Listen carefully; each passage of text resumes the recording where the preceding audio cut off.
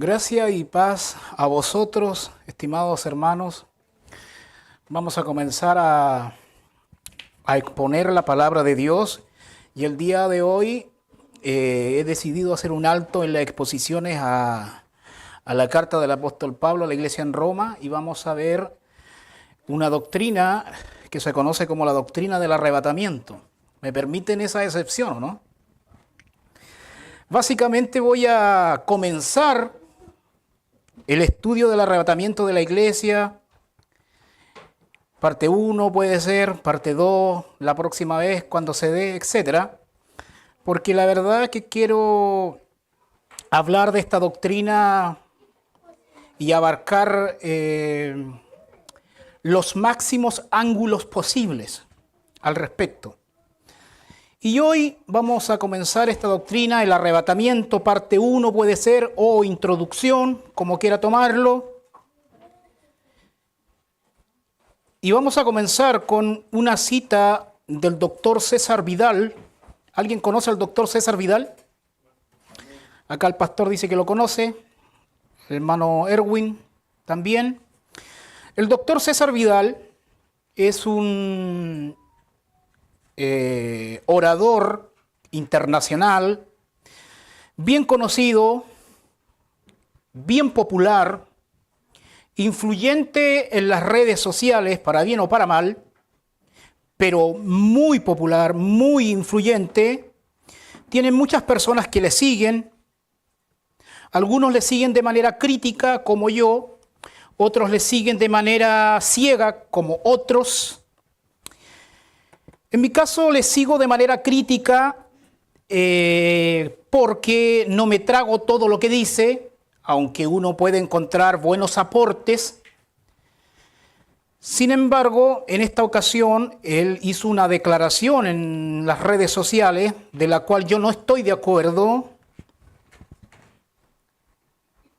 que dice así, abro comillas: mire, la idea de un arrebatamiento pretribulacional es una majadería. No creyó en ella nadie hasta que dos jesuitas inventaron el dispensacionalismo en el siglo XVII. Estudie un poco. Cierro comillas. Básicamente, el doctor César Vidal está mandando a estudiar a todos aquellos predicadores que creen en un arrebatamiento pretribulacional, entre los cuales me incluyo. Entonces yo me siento aludido con lo que ha escrito el doctor César Vidal, en el sentido que me ha mandado a estudiar. En otro sentido, me ha llamado ignorante, pero de forma implícita. Y creo que ha llamado ignorante a todos aquellos que creen en un arrebatamiento pretribulacional, en un arrebatamiento antes de los 7 años de la tribulación escatológica. Él dice que nadie creyó en eso hasta el siglo XVII. Básicamente se está diciendo que fueron los hermanos de Plymouth que inventaron la doctrina del rapto, particularmente John Nelson Darby, que hizo caso a una niña que tuvo ahí unas visiones, Margaret y algo, si no me equivoco. La cuestión, hermano, es que la doctrina del arrebatamiento es una doctrina que en este tiempo no es popular en Hispanoamérica. No es popular porque todos aquellos que predican del arrebatamiento de la iglesia pretribulacional automáticamente son catalogados como ignorantes, como gente de poca preparación, gente no bíblica, gente del burgo, del pueblo, gente sin preparación académica. Pero esta acusación, esta imputación, cuando uno estudia se da cuenta que es de mala leche, como diríamos en Chile. Es una imputación que encierra una falacia lógica, una falacia ad hominem, una falacia descaradamente grotesca y deja mal puesto al historiador César Vidal, pues hay muchos eruditos en la academia que creen en un arrebatamiento pretribulación. Pero el doctor César Vidal, al parecer, hace una declaración simplista, con poco rigor académico histórico. No debería ser, porque sus credenciales apuntan para allá, que es un historiador. Y sin duda él ha aportado muchas cosas en otros libros, pero en esta declaración expresa más un prejuicio que una verdad rigurosa académicamente hablando. Él sin duda está en libertad en estar en desacuerdo. En eso tiene toda la libertad del mundo, no creer en un arrebatamiento pretribulación. La libertad que no tiene es hacer un hombre de paja, hacer una caricatura. Porque él bien sabe que existe mucha erudición que cree en el arrebatamiento pretribulacional. Básicamente hay una institución completa que cree en esto desde sus mismos orígenes, el Seminario Teológico de Dallas, fundado en 1924, si no me equivoco, que es el seno, el nido de la erudición dispensacional. Entonces, esta declaración que hacen las redes sociales para mí simplemente es trigo para aquellos, para los ignorantes, podría decir, para la galería. Por ejemplo, en la última cuenta pública del presidente Gabriel Boric, donde hubo muchas mentiras dichas que no se condicen con la realidad. Sin embargo, ustedes que escucharon la cuenta pública se dieron cuenta que cada cosa que decía era seguida por un aplauso abrumador. Eso es cuando se habla para la galería. Cuando tú hablas para tu galería, obviamente vas a tener aplausos. Lo mismo pasa con el doctor César Vidal. Habló para la galería. ¿Por qué? Porque aquellos que hemos estudiado la cuestión sabemos que está mintiendo y que está hablando para la galería, para sus seguidores ciegos, no para sus seguidores críticos como yo. La verdad, siempre que estudio un erudito, siempre aplico la crítica. No me trago las cosas buenas y a primera, sino que la constato con fuentes primarias o secundarias y aún con todo sigo reflexionando. Pero bueno, como voy a predicar del rapto día o voy a comenzar a predicar de esta maravillosa doctrina, seguramente pasaré al grupo de los ignorantes para el doctor César Vidal. Y quiero comenzar con un versículo, 1 Corintios capítulo 4, versículo 1. 1 Corintios capítulo 4, versículo 1. A todo esto también estoy dando una serie de lecciones y eventos históricos en materia de escatología a la Iglesia Bíblica por su gracia en Yanquihue. Básicamente se trata de dar una panorámica escatológica para edificar a la Iglesia del Señor en cuanto al orden de los sucesos de los últimos tiempos. Ya di la primera lección el otro día y estamos bastante entusiasmados en esa cuestión. 1 Corintios capítulo 4, versículo 1 dice así, abro comillas, en el nombre de Jesús. Si gusta se pone de pie. Así, pues, téngannos los hombres por servidores de Cristo y administradores de los misterios de Dios. Cierro comilla, tomen asiento. Obviamente aquí Pablo ministrando a la iglesia en Corinto, ¿cierto? En su primera carta a los Corintios, capítulo 4, versículo 1, dice así pues, téngannos los hombres por servidores de Cristo. Es decir, lo que Pablo está diciendo, que la gente, al pensar en nosotros como predicadores, la opinión que ellos deberían tener de nosotros sería que nosotros somos administradores, uno, pero administradores ¿de qué? El texto dice de los misterios de Dios. La palabra administración es una palabra que se usa en diferentes esferas del conocimiento humano. Hablamos de la administración privada, por ejemplo, administración de empresa. Son cátedras que se dan, carreras también. Y también tenemos la administración pública.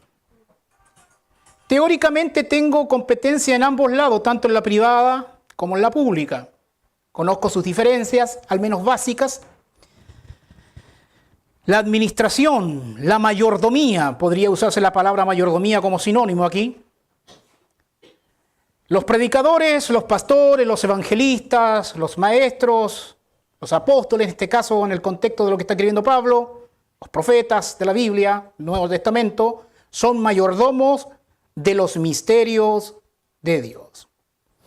¿Qué son los misterios de Dios a la luz del contexto del Nuevo Testamento? El Nuevo Testamento básicamente contiene los 27 libros, ¿cierto?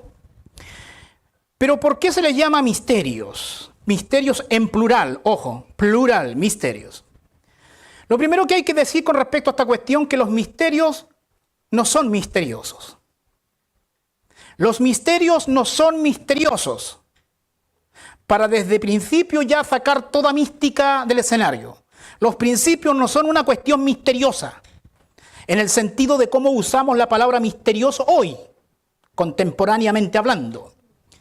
Sino que a la luz de la Escritura y a la luz del Nuevo Testamento, los misterios son verdades que no eran conocidas en el Antiguo Testamento, pero que en el Nuevo Testamento son reveladas de manera progresiva. Los misterios del Nuevo Testamento son verdades no reveladas en el Antiguo Testamento, pero sí reveladas en el Nuevo, en el contexto progresivo de la palabra de Dios. Misterios en plural, y Pablo dice que los hombres deberían tenernos como administradores, como mayordomos de estos misterios. Entonces cabe la pregunta, ¿cuáles son entonces estos misterios? De hecho, a Pablo Dios le reveló la mayor cantidad de estos misterios. O sea, Pablo gozaba de una tremenda cantidad de nueva revelación. Y cuando una persona recibe mucha revelación de Dios, el orgullo comienza a hincharse. Por eso que los que Dios nos da entendimiento de la palabra de Dios, siempre luchamos contra nuestro ego, nuestro orgullo. Esa es la lucha del predicador, esa es la lucha del pastor, esa es la lucha del maestro, esa es la lucha del evangelista. Porque como Dios le ilumina muchas verdades, técnicamente revelación no es lo mismo que iluminación, pero a lo que voy yo, que cuando hay mayor entendimiento, uno lucha y debe luchar y mantener a raya su ego. Y solo por la gracia de Dios puede lograr eso. Bueno, Pablo no estuvo exento de eso, debido a que Pablo tuvo tanta revelación, hermano. Es decir, la mayor cantidad del Nuevo Testamento Dios se la reveló a Pablo. Y Dios le reveló misterios a Pablo. Y esta revelación que Dios le dio a Pablo era lo que él hacía por las iglesias locales. Él enseñaba estos misterios. De hecho, en estricto rigor, el fundamento apostólico y profético son estos misterios. Estos misterios nos revelan la estructura del Nuevo Testamento. Como escribí por ahí, estos misterios podrían ser considerados como una teología sistemática incipiente que brota naturalmente de la estructura del Nuevo Testamento. De ahí que es importante que todo predicador, si no domina estos misterios, no suba al púlpito. Porque uno de los requisitos fundamentales para predicar, al menos debería entender en qué consisten estos misterios. Y no tenerlos encerrados en la bodega del fondo, ni en el sótano de la construcción, sino que debería hacer brillar estos misterios en la exposición, sea tanto en la predicación como en la enseñanza. Porque estos misterios deben edificar a la iglesia del Nuevo Testamento. Así pues, tengan los hombres por servidores de Cristo y administradores de los misterios de Dios. De hecho, cuando Pablo decía en Hechos 20:27 y protestaba de que él había enseñado básicamente todo el consejo de Dios, se refiere fundamental, técnicamente y en estricto rigor a estos misterios. Porque uno de manera general podría decir que todo el consejo de Dios se refiere a toda la Biblia, desde Génesis y Apocalipsis. Y si bien es cierto, tendría una aplicación legítima y válida, porque el consejo de Dios es de Génesis y Apocalipsis. Pero desde el punto de vista técnico y apostólico, todo el consejo de Dios se refiere a la nueva revelación que Dios dio en el Nuevo Testamento, para el fundamento de la iglesia. Entonces, cuando la Biblia dice en Efesios 2:20, edificado sobre el fundamento de apóstoles y profetas, podríamos hablar de los 27 libros del Nuevo Testamento, pero más técnicamente se refiere a los misterios de Dios. Eso es si queremos ser técnicos al dedillo. Al menos cuando uno hace un estudio exhaustivo, o al menos intenta que sea exhaustivo, uno podría reunir al menos 7 misterios. Al menos. Puede que haya uno más por ahí, no sé, sigamos estudiando. Pero al menos la Biblia habla de 7 misterios y los voy a enumerar aquí solamente para poner el contexto antes de entrar al versículo que voy a usar como fundamento de esta exposición. Número 1, el misterio de la piedad. Todo lo que usted encuentra en el Nuevo Testamento en relación a cristología y a soteriología se refiere al misterio de la piedad. Así que cuando usted enseñe de soteriología principalmente y de cristología, usted está dentro del marco, a la luz del Nuevo Testamento, del misterio de la piedad. Entonces, un pastor debería dominar el misterio de la piedad. 1 Timoteo 3:16. E indiscutiblemente grande es el misterio de la piedad. Así comienza el versículo. El segundo misterio es el misterio de la iglesia. Efesios 3:5 al 13. El misterio de la iglesia es algo no revelado en el Antiguo Testamento, revelado en el Nuevo Testamento. Técnicamente la iglesia es todos aquellos judíos o gentiles que desde Hechos 2 han creído en Jesucristo hasta el arrebatamiento de la iglesia. Un pueblo exclusivo, singular, distintivo. Ese es el misterio de la iglesia. Un tercer misterio sería el misterio de Cristo en el creyente. En el Antiguo Testamento los creyentes iban al templo. En el Nuevo Testamento el creyente es el templo. Ahí hay un misterio. El misterio de Cristo en el creyente. Colosenses capítulo 1, versículos 26 y 27. Un cuarto misterio sería el misterio de la restauración de Israel. Romanos 11, 25. No nos olvidemos que Israel está en disciplina. Está endurecido en parte. Tiene un espíritu de estupor enviado por Dios. Hasta que se arrepientan y digan, bendito es el que viene en el nombre del Señor. El misterio del endurecimiento y la futura restauración de Israel. También hablaríamos del misterio del rapto de la iglesia, que es lo que hoy vamos a comenzar a hablar. El rapto no fue revelado en el Antiguo Testamento. Recién en el contexto de la Pascua, la última cena de Jesús, recién ahí Jesús dio las primeras luces del arrebatamiento de la iglesia. Recién ahí. Vamos a hablar más de eso en un momento más. El misterio de la iniquidad, 2 de Tesalonicenses 2, 7, 8. El misterio de la iniquidad. Porque ya está en acción el misterio de la iniquidad. Solo que hay quien al presente lo detiene, etcétera, etcétera. También hablaríamos del misterio de Babilonia, capítulo 17, versículo 1 y 5. El misterio de Babilonia, la Babilonia religiosa, un día será destruida. Bien, estos 7 misterios conlleva que nosotros llevemos adelante estas 7 mayordomías.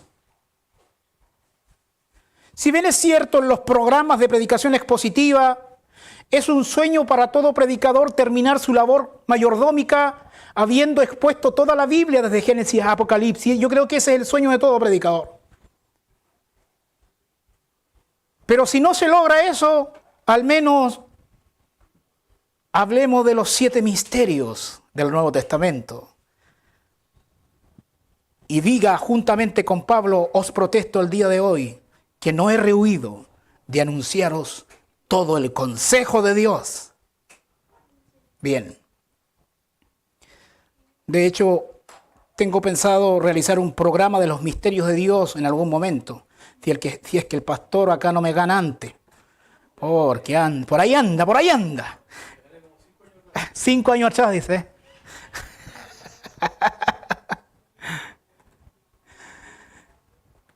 Pues bien, el arrebatamiento de la iglesia.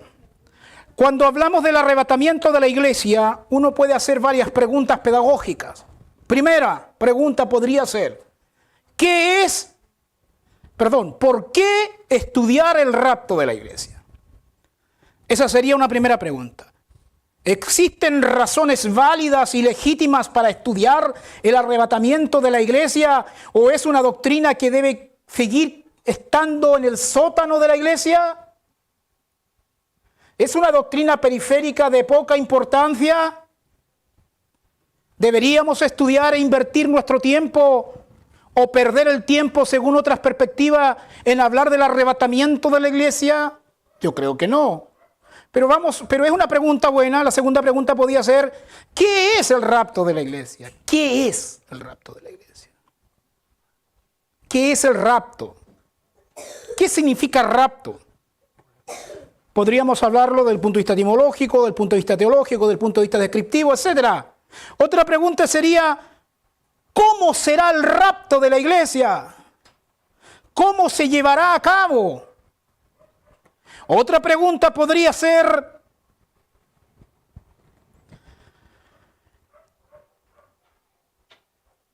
¿quiénes se irán en el rapto de la iglesia? ¿Se irá toda la iglesia o se irán solamente los maduros? ¿Se quedarán los inmaduros?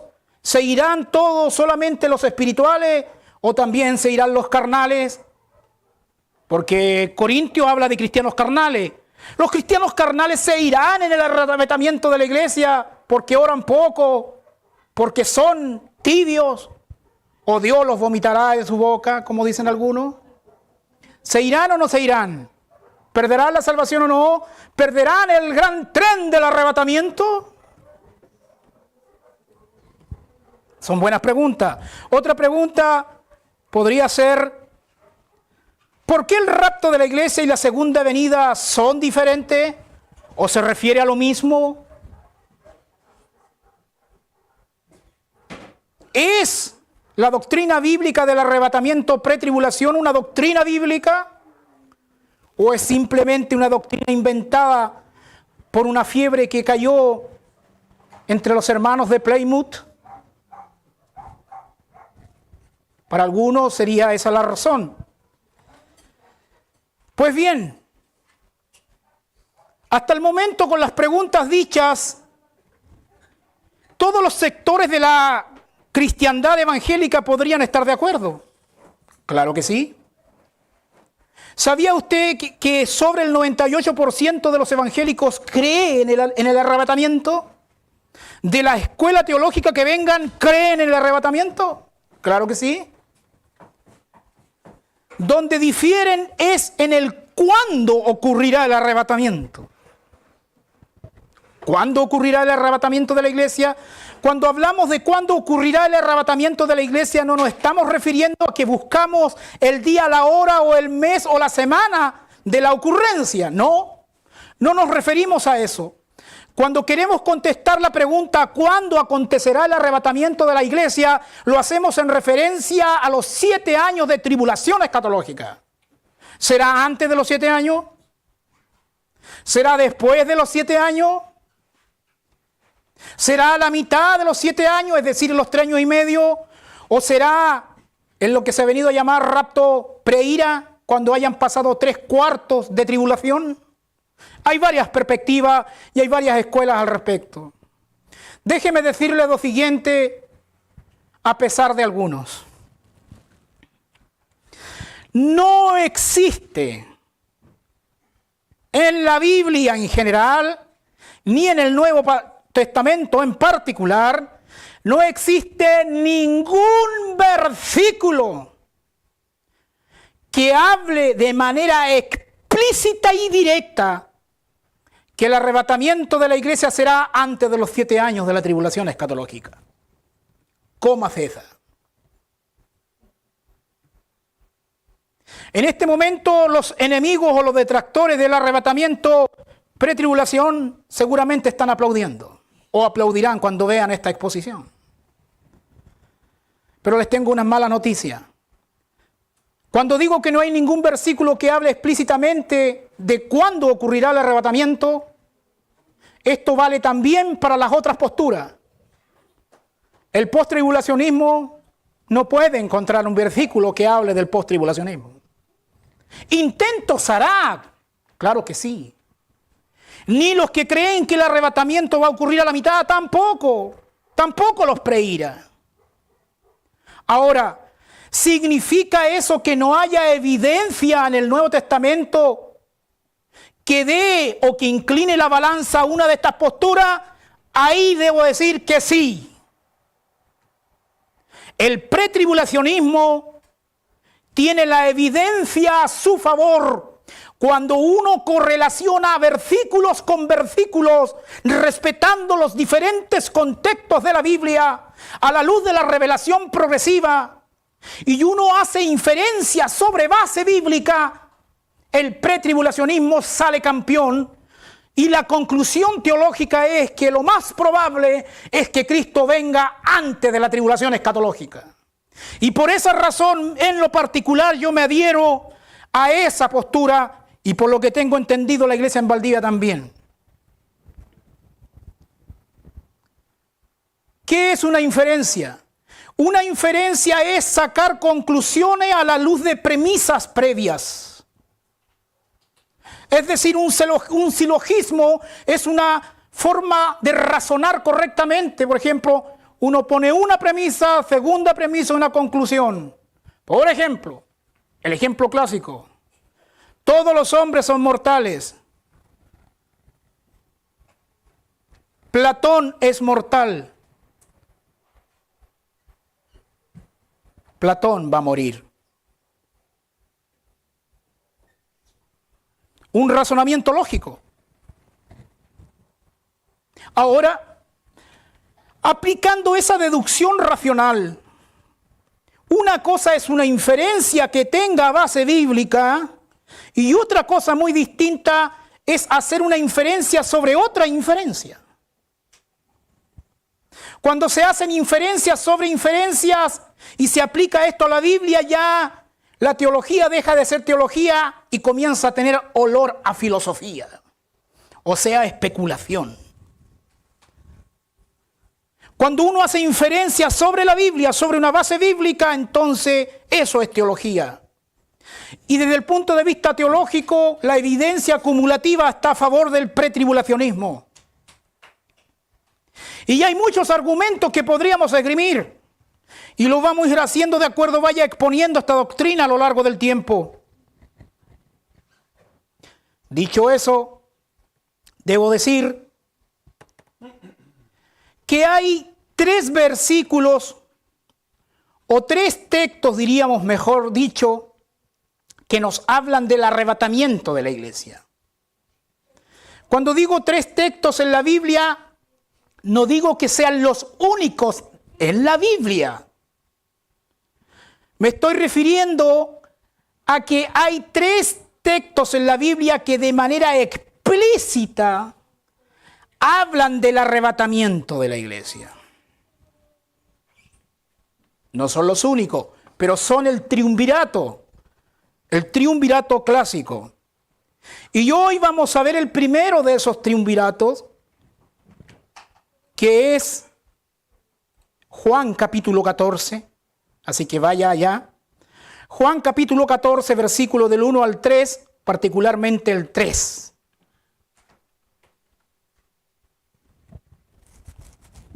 Vaya allá. Juan capítulo 14, versículo del 1 al 3.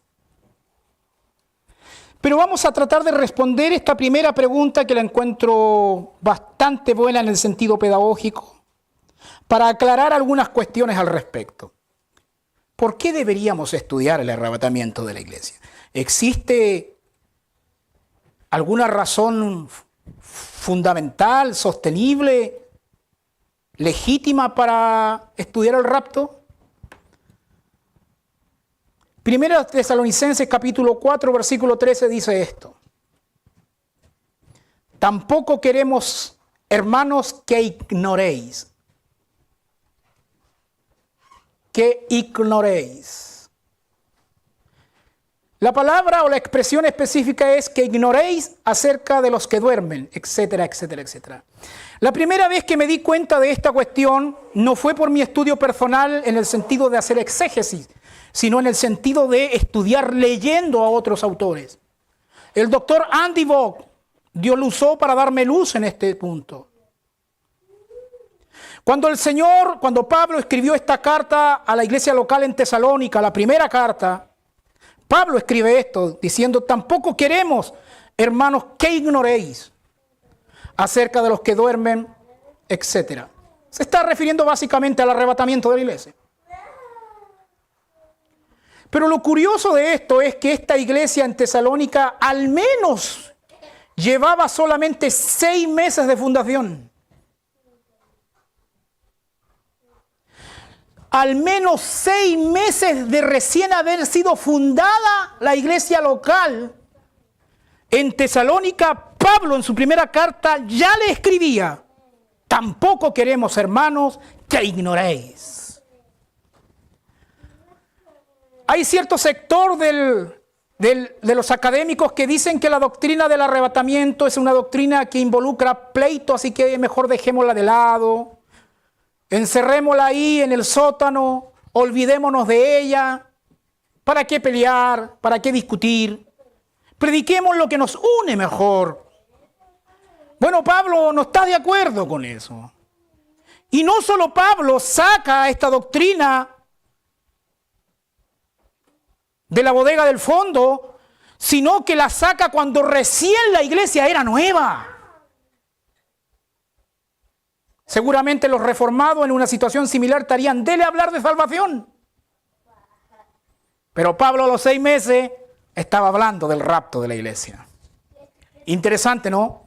Es interesante ver que Pablo muchas veces no respeta a los académicos del siglo XXI.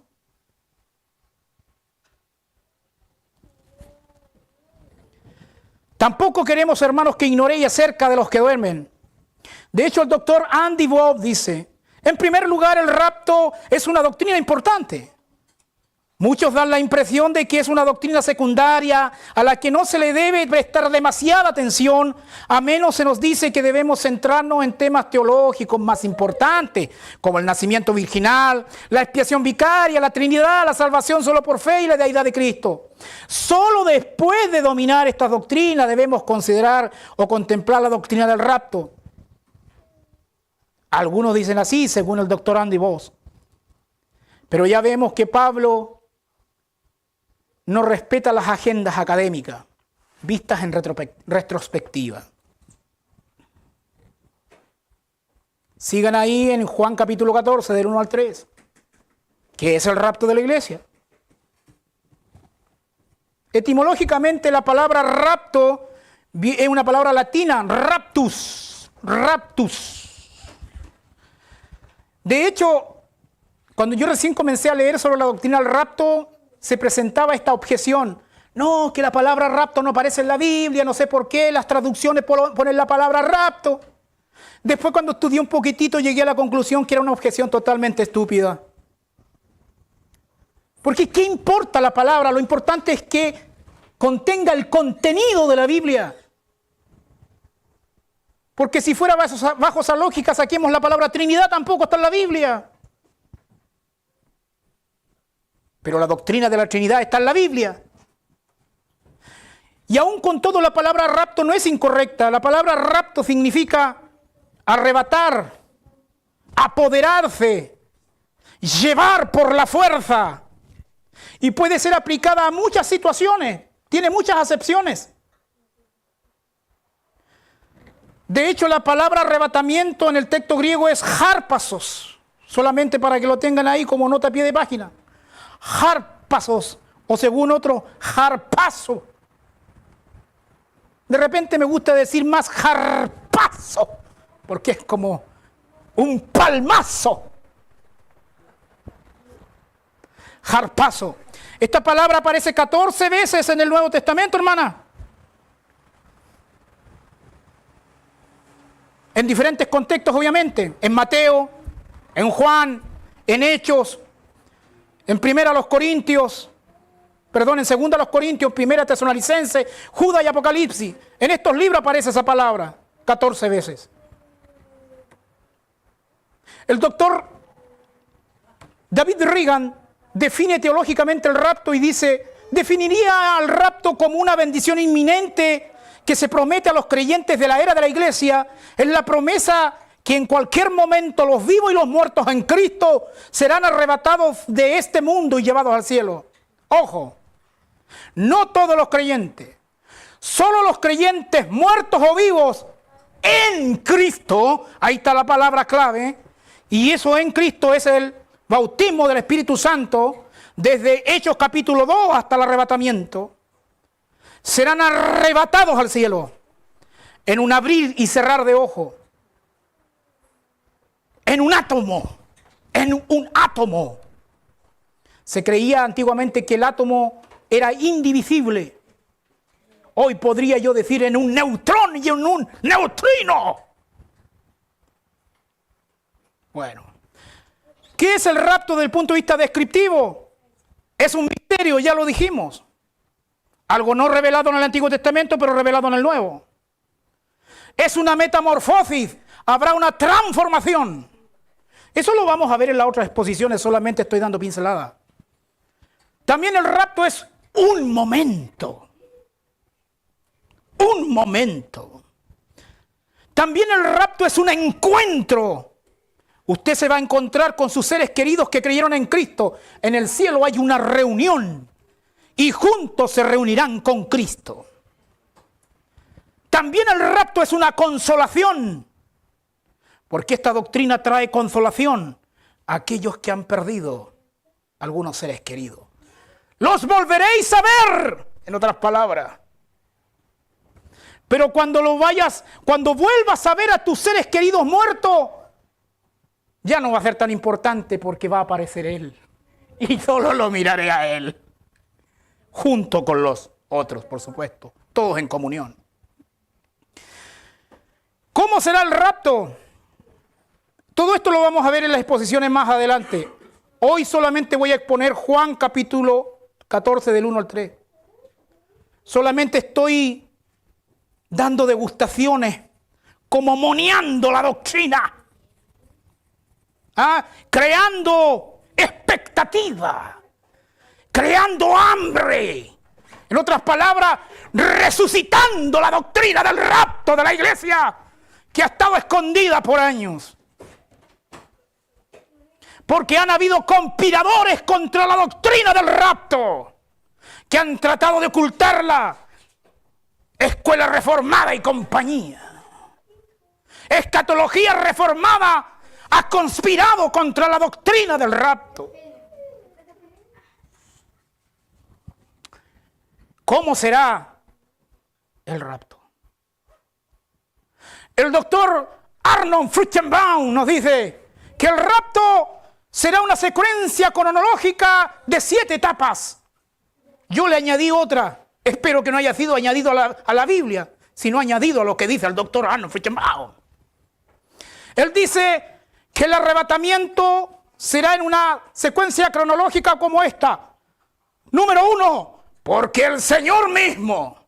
Número 2, con voz de mando. Número 3, con voz de arcángel. Número 4, con trompeta de Dios. Número 5, descenderá del cielo. Número 6, y los muertos en Cristo resucitarán primero. Número 7, luego nosotros los que vivimos, los que hayamos quedado, seremos arrebatados juntamente con ellos en las nubes. Y yo añadí la 8, para recibir al Señor en el aire, y así estaremos siempre con el Señor. Esa es una secuencia.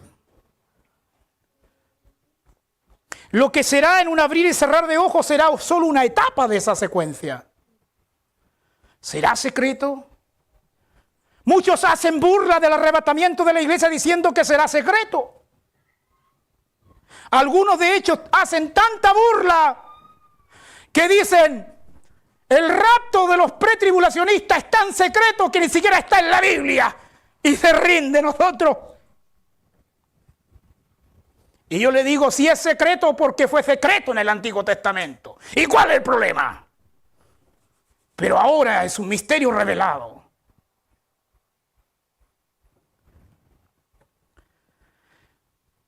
Si quisiéramos aplicar la palabra secreto al momento de la transformación en un abrir y cerrar de ojos, no hay ningún problema de llamar que una doctrina secreta para los que no participarán de esa transformación. Es un secreto. Pero para los que hemos de experimentar esa cuestión, no es secreto. Ahora, cuando el texto dice con voz de mando, con voz de arcángel, con trompeta de Dios, ¿se irá a escuchar eso? ¿Quién sabe? Como dicen algunos, el rapto secreto es lo menos secreto que hay. En cuanto a sus efectos, porque en algún momento la gente incrédula va a descubrir que falta mucha gente en este mundo. Imagínense las catástrofes. O sea, en ese sentido de los efectos, el rapto es lo menos secreto que hay.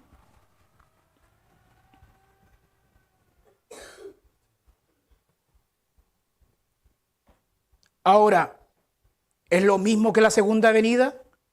Ahí podríamos argumentar uno entre otros argumentos y decir lo que dice el apóstol Pablo a la iglesia en Tesalonicenses, capítulo 1, versículo 10, que el Señor nos librará de la ira venidera. Y podríamos conectar eso con Apocalipsis 3:10 y decir que el Señor nos librará de la hora de la prueba que ha de venir sobre el mundo entero. No de la prueba que ha de venir sobre el mundo. Porque si el Señor nos librara de la prueba que ha de venir sobre el mundo, podría protegernos a través de la prueba y no habría ningún problema porque Él es poderoso. No sería la primera vez que protege a su pueblo en medio de tribulaciones y dificultades. Pero el texto no dice eso. El texto dice que nos librará de la hora, del tiempo de la prueba que ha de venir sobre el mundo. Y la única manera para librarnos del tiempo es sacarnos del tiempo. Y eso es pretribulacionismo. Puro y duro. Entonces, vamos a Juan capítulo 14, versículo del 1 al 3. Dice así, si alguien me puede traer una agüita, sería ideal. Uno con los años empieza a poner un poco pituco y pide agüita. En mis tiempos de comando evangélico era una humillación tomar agüita. Yo miraba a los predicadores que tomaban agüita y decía, pobres cabros. El Señor me ha humillado con el tiempo.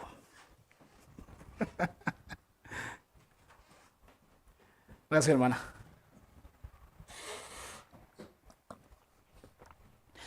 Juan dice, no se turbe vuestro corazón, creéis en Dios, creed también en mí. En la casa de mi Padre muchas moradas hay. Si así no fuera, yo os lo hubiera dicho. Voy pues a preparar lugar para vosotros, y si me fuere y os preparare lugar, vendré otra vez, y os tomaré a mí mismo, para que donde yo estoy, vosotros también estéis. El primer texto del triunvirato. El segundo es 1 Corintios capítulo 15, versículos del 50 al 58, más o menos. El tercero es 1 Tesalonicenses capítulo 4, versículos del 13 al 18. Pero hoy nos convoca Juan capítulo 14, del 1 al 3. Juan, la teología juanina. Juan escribió el Evangelio de Juan, primera, segunda y tercera de Juan y el libro de Apocalipsis. Esta cuestión algunos la cuestionan, pero la postura moderada ortodoxa es que Juan es el autor de estos 4 libros, de estos 5 libros. Estamos en el contexto de la Pascua. Se está celebrando la cena, Jesús con sus discípulos. Judas a punto de traicionar al Señor Jesús. Capítulo 13 de Juan, ¿sabía usted que que Jesús comienza a revelar el programa de la iglesia? Hasta el capítulo 17 más o menos. Desde el capítulo 13 de Juan al capítulo 17 de Juan aproximadamente, Jesús revela el programa de la iglesia en la actual dispensación. Está a punto de ser llevado a la cruz Jesús, de morir. Hay un ambiente de tristeza y de turbación. Hay cosas que los discípulos escuchan pero no entienden muy bien. Por eso Jesús comienza diciendo: no se turbe vuestro corazón. En otras palabras, no se confundan. En otras palabras, tranquilos, muchachos. En palabras más coloquiales que a algunos y a algunas no les gusta, tranquilen John Wayne.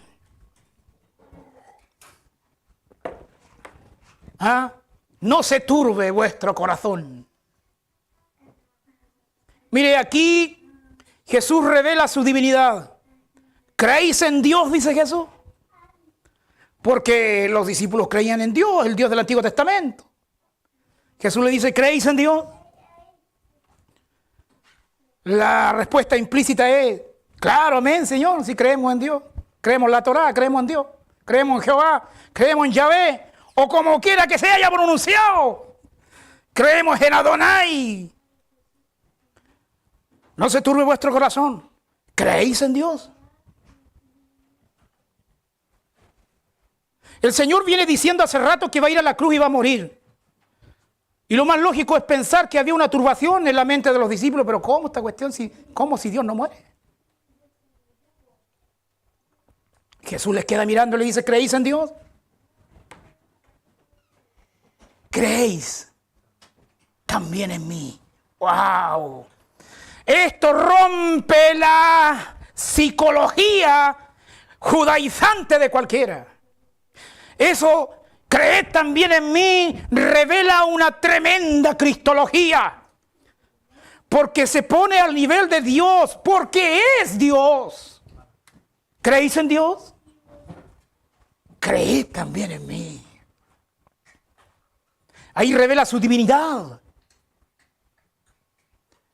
Sigue diciendo: en la casa de mi Padre muchas moradas hay, lugares de residencia, muchas casitas hay. No hay problema con el proyecto habitacional en el cielo. ¡Que lo sepa, Boris!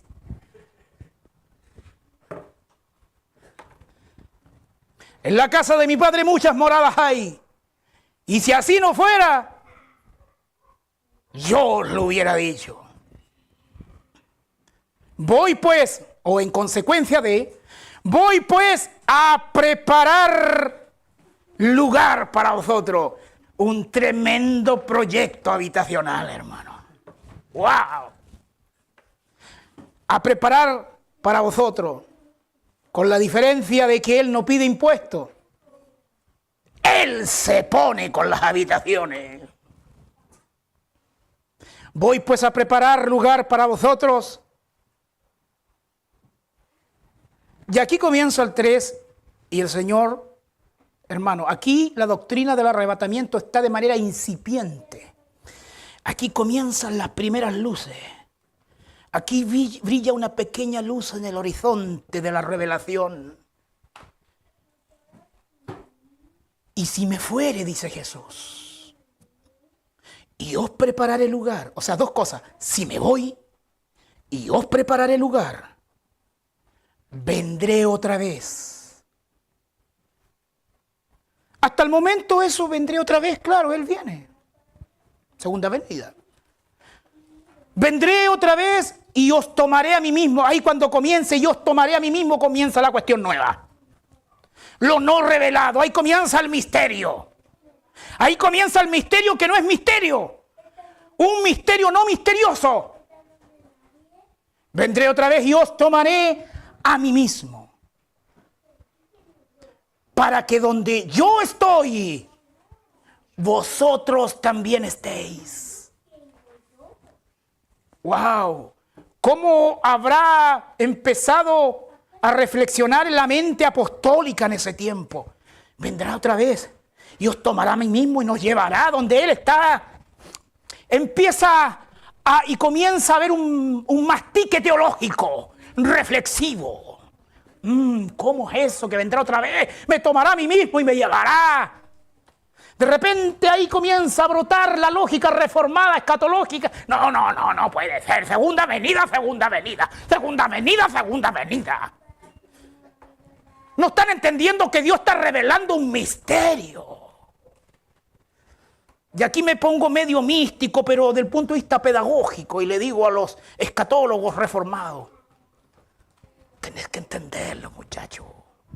Saborea la revelación. Te falta calle, muchacho. Ajá. Vendré otra vez y os tomaré a mí mismo, para que donde yo estoy, vosotros también estéis. Después Dios usa a Pablo para seguir aclarando esta cuestión. Porque Pablo es el gran apóstol del arrebatamiento de la iglesia. Pero Dios después se lo revela a Pablo para que Pablo lo siga enseñando, trayendo más luz, más luz, más luz, más luz, hasta que llegó a los hermanos de Plymouth. Alaba al Señor. Hasta que la bandera lo tomaron los dispensacionalistas. Y ahí los escatólogos reformados: es que es una doctrina nueva, es que es una doctrina nueva, no puede ser bíblica porque es una doctrina nueva. ¡Cállese y ponga de los pantalones! La doctrina, lo que importa si es bíblica o no, ¿qué importa que haya aparecido en el siglo I o ayer? ¿Qué importa? Porque una cosa es la comprensión, otra cosa es la existencia ontológica. La doctrina del arrebatamiento existe desde el Nuevo Testamento mismo. Que hayamos sido cabezones y no hayamos tenido luz y no la hayamos entendido es otra cosa. Dios usó a Pablo para darnos a entender esos misterios, usó a los hermanos de Plymouth, usó a los dispensacionalistas y finalmente usó a la iglesia en Valdivia y más finalmente usó al hermano Freddy. Hola, ¿cómo te quedó el ojo? Esa es la cuestión. Porque la iluminación es progresiva y sigue existiendo hoy. ¿O acaso el Señor no le dijo a Daniel: sella las palabras, Daniel, porque esas están para el tiempo del fin? O sea, en el fin de los tiempos algunos la comprenderán. Estoy seguro que los dispensacionalistas Dios les dio esa llave para abrir esa comprensión. Ojo.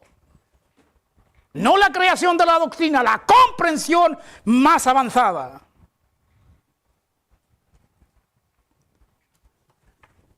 Ese es el arrebatamiento de la iglesia.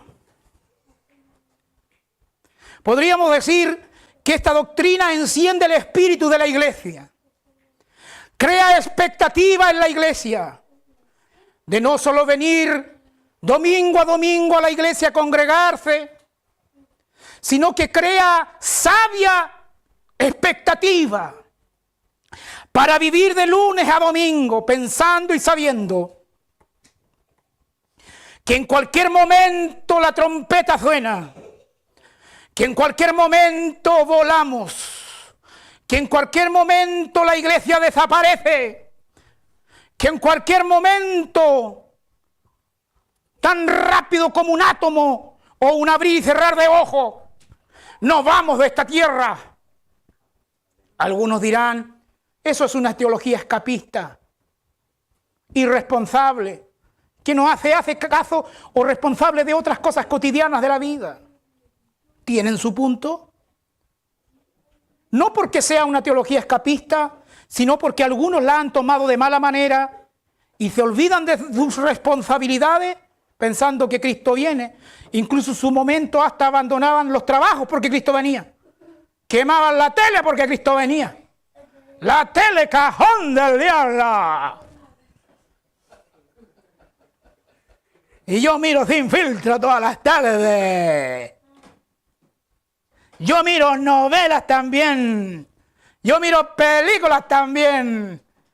Y de repente parecen imágenes inmorales por la tele. Y yo gacho mis ojos. ¡Madure, hermano! Obviamente no hay que mirar cosas incorrectas. Pero la tele no es el problema. Ese no es el problema.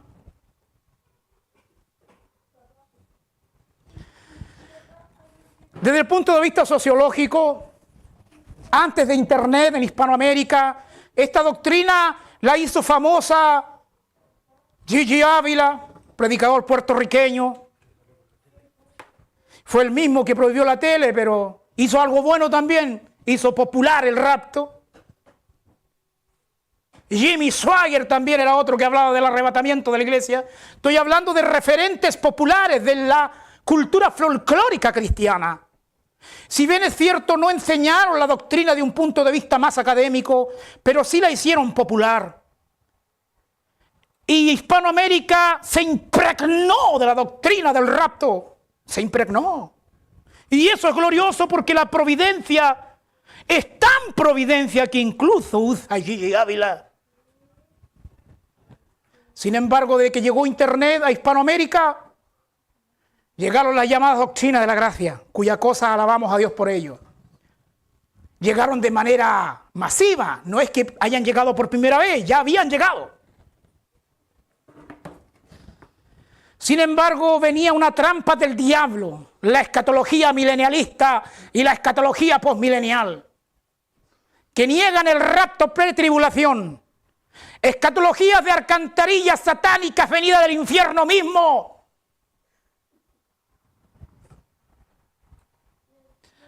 En esto no soy tan académico, soy un poquito bíblicamente brutito y me gusta. Como dijo Pablo, tosco en las palabras, pero no en el entendimiento. Claro que sí. Cristo viene y toda la iglesia se va. Nadie se pierde. Se va el hermano maduro y se va el hermano carnal. El hermano carnal se va en el rapto. Así para que rompa la sensibilidad de los fariseos en soteriología. Esto va para los fariseos y legalistas en soteriología. Los hermanos carnales se van en el rapto. ¿La entendió bien, cierto? Amén. Esa expresión es mata legalistas, mata fariseos. O sea, verdadera gracia gratuita y no una gracia a conveniencia, como los de la salvación del señorío. Hermanos, Cristo viene. Que corra nuevamente esa esperanza en nuestras venas. En un momento más vamos a celebrar la cena del Señor. Y hacemos esto hasta que el Señor venga, hasta que Cristo venga. ¿Se da cuenta que el rapto hasta ahí tiene una conexión incluso con la cena del Señor? La cena del Señor tiene una dimensión escatológica hasta que el Señor venga. Hay otros versículos que hablan del rapto, Romanos 8:19, 1 Corintios 1:7-8, 16, 22, Filipenses 3, 20, 21, 4, 5, Colosenses 3, 4,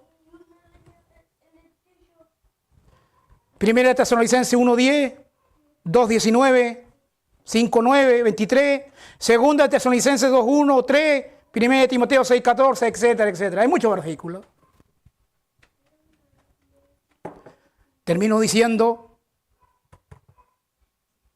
cuidado con asumir y adherirse a escatologías de alcantarilla. El rapto es un misterio. Y esos misterios son la base de lo que debe enseñar el liderazgo de la iglesia de nuestro Señor Jesucristo. Cantamos una alabanza a nuestro hermano que a este lugar. Hasta aquí queda esta primera exposición. Rapto, parte 1, entre paréntesis, introducción. Gracias y paz a vosotros. Maranata, Cristo viene.